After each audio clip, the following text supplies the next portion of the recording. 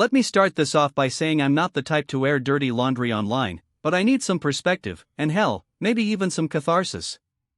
My wife and I have been together for 7 years, married for 5. We're both in our 30s, no kids, decent jobs, and up until recently, I thought we had a solid thing going. I always knew relationships take work. And I wasn't under some Hallmark movie delusion that ours was perfect. We've had our fights. Sometimes stupid ones, who left the dishes in the sink. Sometimes more serious ones, whether we were ready to start a family. But even during the rough patches, I believed we had each other's backs. Then things started shifting. It wasn't dramatic at first. She got more protective of her phone. Started taking longer showers. Her work happy hours went from once a month team building to every damn Thursday and the occasional Saturday brunch with her coworkers. I told myself not to be paranoid. She'd always had guy friends. And she was a social person. She liked attention, sure, but she wasn't a flirt. Or so I thought. But the biggest red flag? Her smile started to disappear around me. She stopped laughing at my jokes. Barely touched me in bed anymore. I started feeling like a roommate who paid the bills and fed the dog. Still, I didn't jump to conclusions. I thought maybe she was stressed. Maybe I was slacking in ways I didn't realize. So I stepped it up. Flowers. Date nights.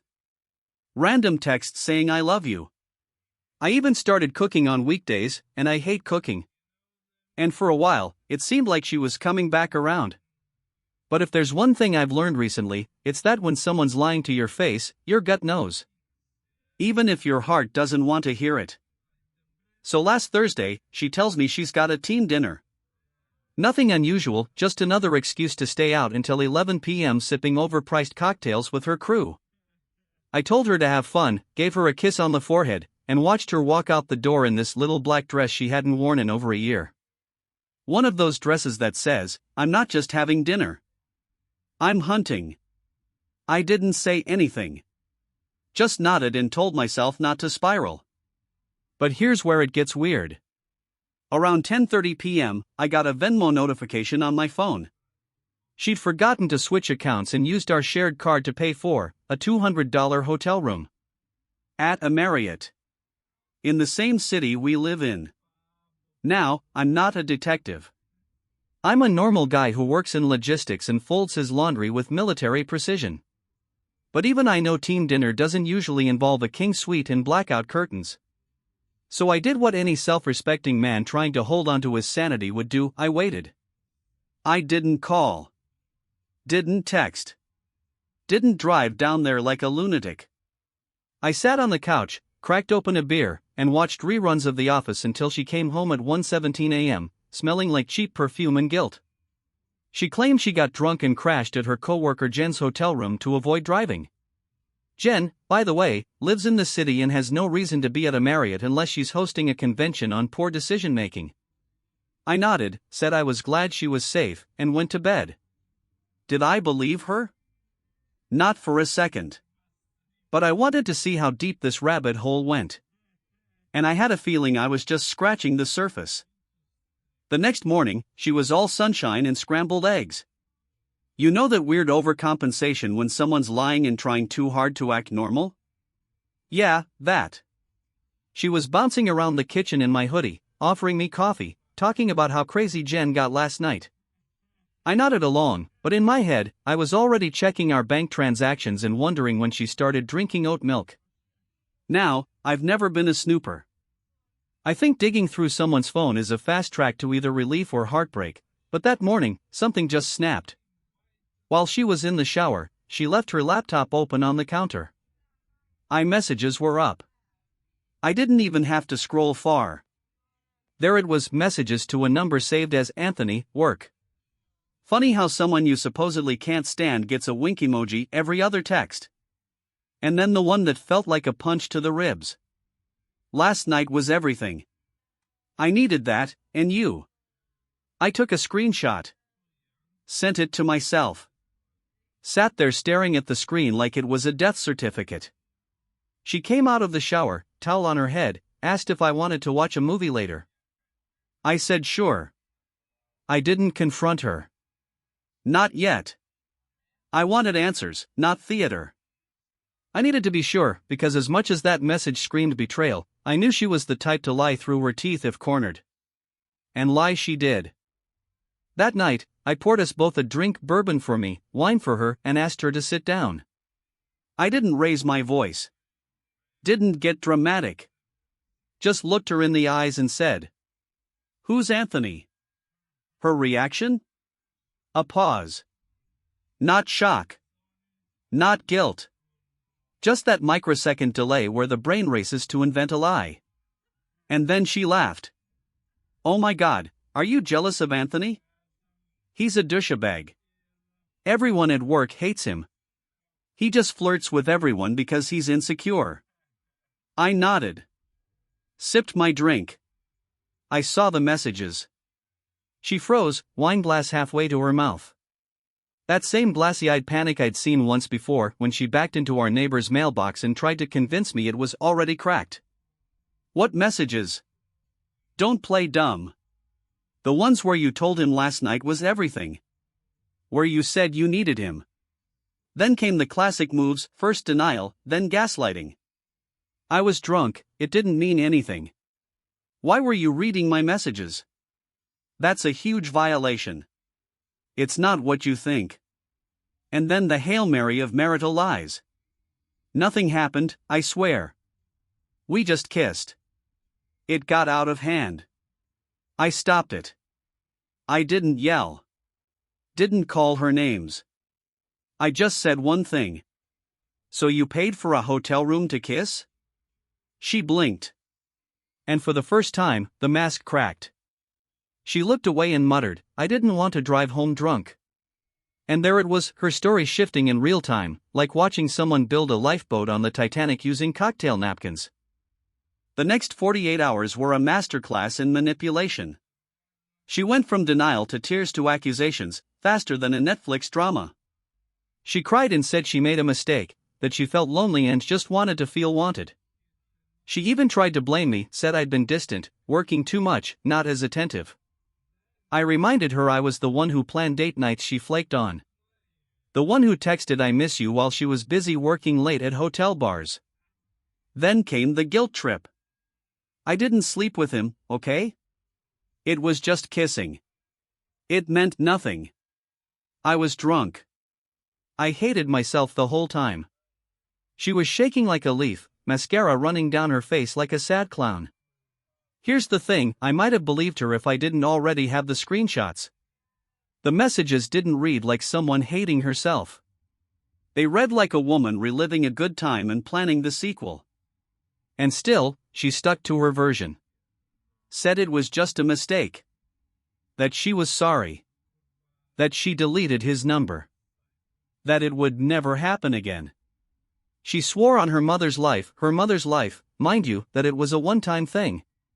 That she'd been drunk and stupid and wanted to forget it ever happened. Funny thing is, her mom's a nurse and probably would have told her to swear on something less likely to catch COVID from her lies. But me? I just sat there. Numb. Processing. I didn't yell. Didn't throw anything. Just said, "Thanks for finally telling me some of it." She didn't like that.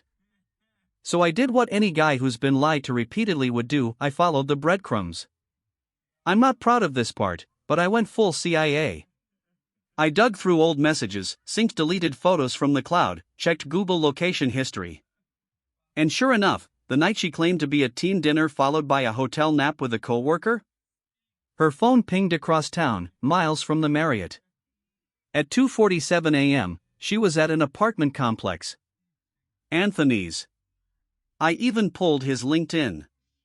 Guess who lives there? I confronted her again. Gave her one last chance to come clean. I laid it all out, hotel room charges, messages, location history. I even asked calmly, "Did you sleep with him?" She blinked. Looked at the floor. Whispered, "Once." Right. Once.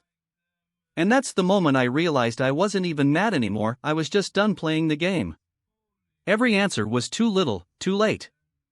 Every excuse only proved she was more invested in covering her ass than saving our marriage. So I told her. I can forgive the truth. But I can't forgive the lies. And man, she lost it. Full meltdown. Said she loved me, said she was scared to lose me, said she didn't want to destroy what we built. But the truth is, she already had. Piece by piece. Lie by lie. That night, I didn't sleep in our bed. Not because I couldn't.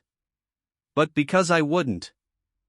That night on the couch felt colder than it had any right to be, and not because I forgot a blanket. It was the kind of quiet that doesn't let you rest. The kind where your mind replays every moment, every lie she told with a straight face, every time I kissed her goodnight while she was texting him, every second I spent believing we were okay.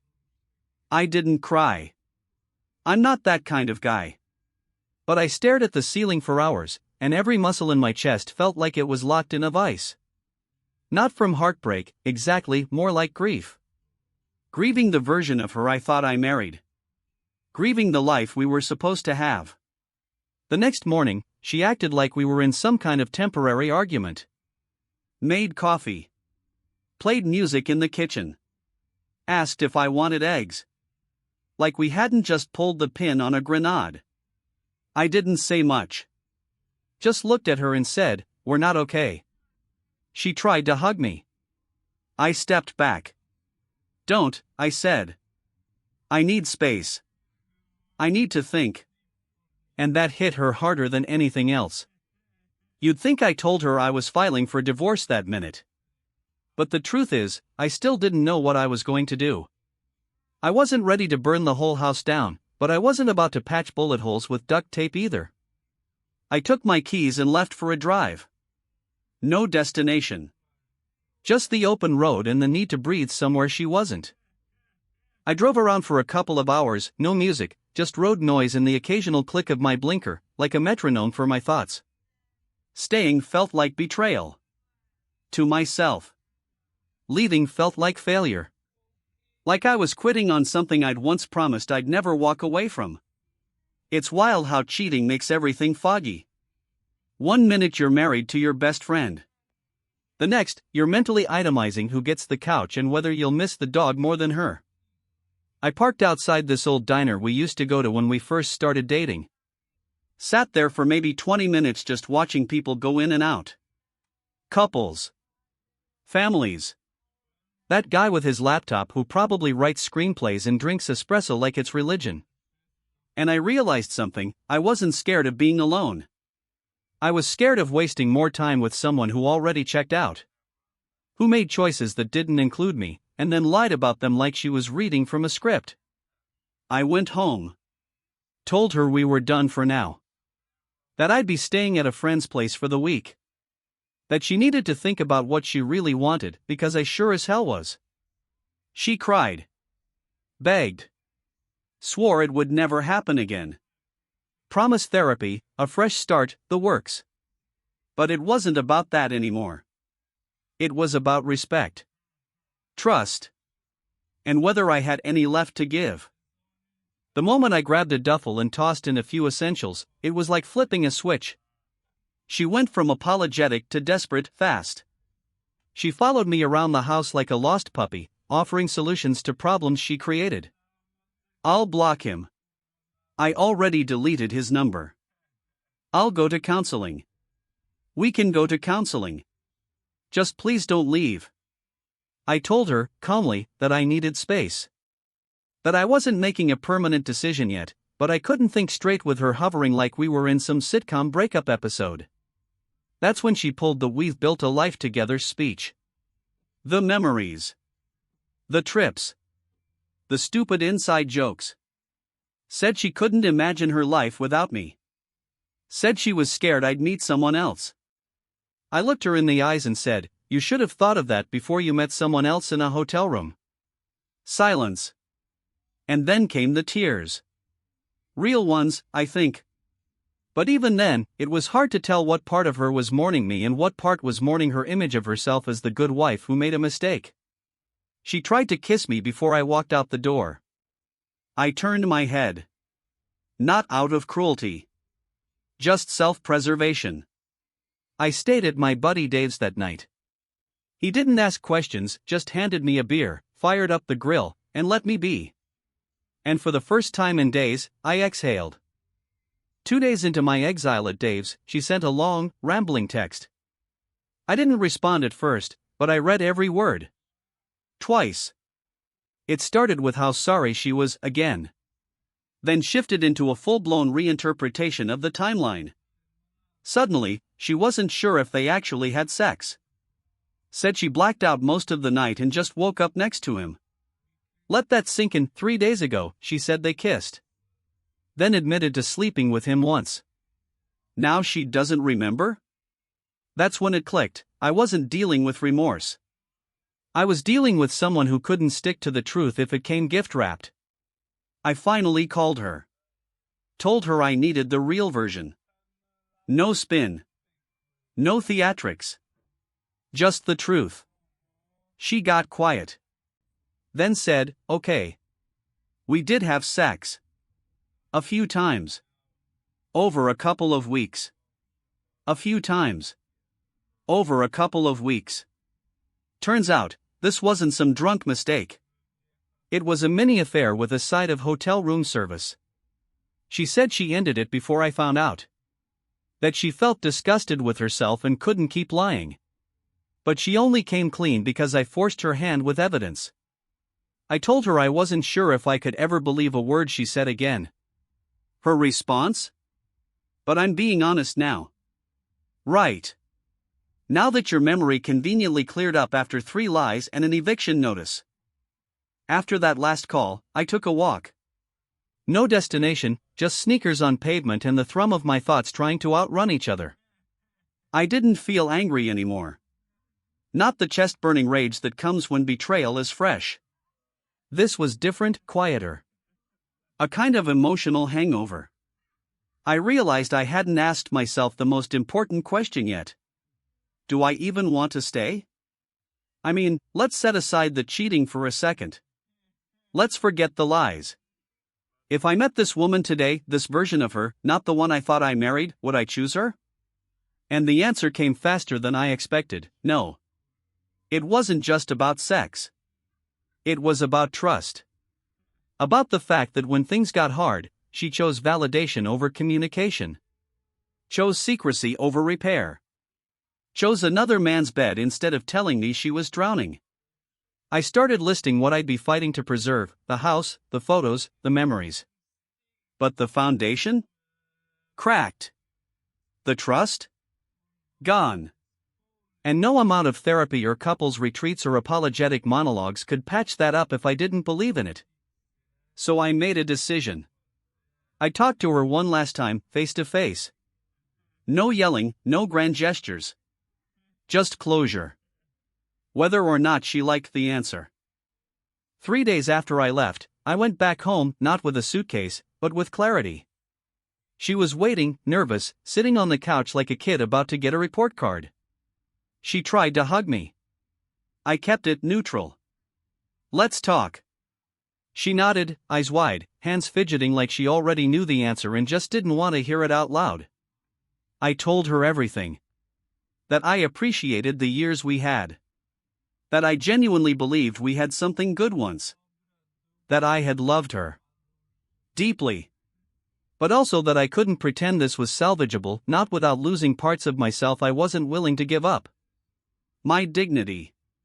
My peace of mind. My ability to sleep at night knowing the person beside me was in my corner. She cried.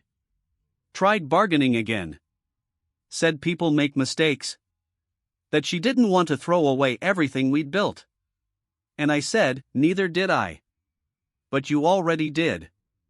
She asked if there was any chance. I told her I didn't hate her. I just couldn't trust her. And without trust, love doesn't mean what it used to. She finally stopped trying to convince me. Just sat there in silence, like the air had been sucked out of the room. And that was it. No screaming. No dramatic exit. just the quiet reality that we were done. I left that night with my stuff in the backseat and no regrets. I thought I'd feel broken. I really did. I thought the silence in my buddy's spare room would gut me, that waking up alone would hit me like a freight train. But you know what I felt? Relief.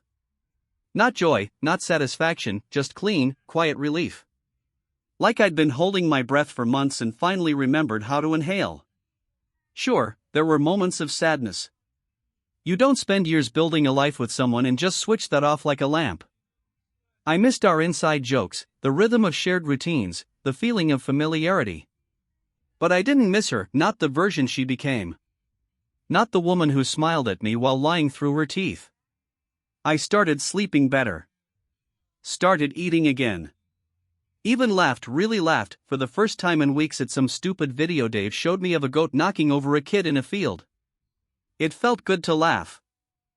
Felt like I was remembering pieces of myself I hadn't seen in a while. She texted a couple times. Said she missed me. That she'd do anything. I didn't respond. Not out of spite. Just because there was nothing left to say. The truth is, when someone shows you what they're capable of, when they pick ego, secrecy, and selfishness over love and honesty, you can't unsee that. And I'd rather rebuild from scratch than keep patching up a house that keeps collapsing from the inside. So here I was, 35, single, and surrounded by a pile of emotional shrapnel.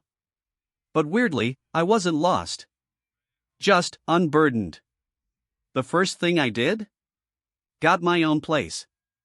Nothing fancy, 2-bedroom apartment, some second-hand furniture, and a dog I probably shouldn't have adopted but did anyway because he looked like he needed a second chance too. Started going to the gym again, mostly to remind myself I existed outside of heartbreak. Hit the trails on weekends. Caught up with friends I'd ghosted during my marriage because I was too busy fixing things. I even picked up guitar again. Started learning songs I used to love before life turned into therapy sessions and gut checks. I was no Clapton, but damn it felt good to strum something that didn't talk back. People ask if I miss her. The real answer? I miss who I thought she was. But the version of her who existed in those final months? No. I don't miss lying. I don't miss wondering if a smile meant love or guilt. I don't miss that gut-deep tension of waiting for the next lie to drop.